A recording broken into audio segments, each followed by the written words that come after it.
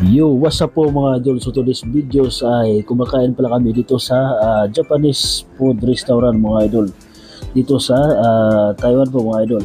So pumasok kami dito at saka binigyan kami ng tubig na may halong tea mga idol. Yan po ang kanilang unang ibigay pag pumasok ka dito, tubig.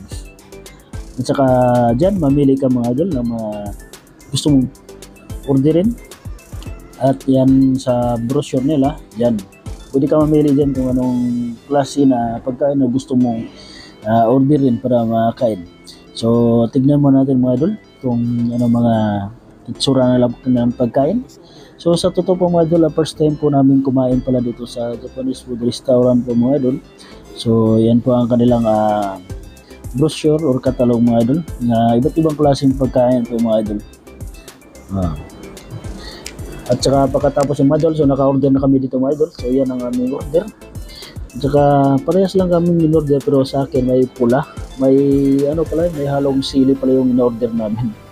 At saka may amoy siya na sobrang tapang ng sili. Pero okay naman po mga idol, masarap naman yung lasa.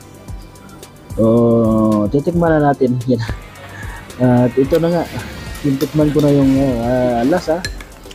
At saka may sobrang init pa yan, kumukulo-kulo pa at na manghang.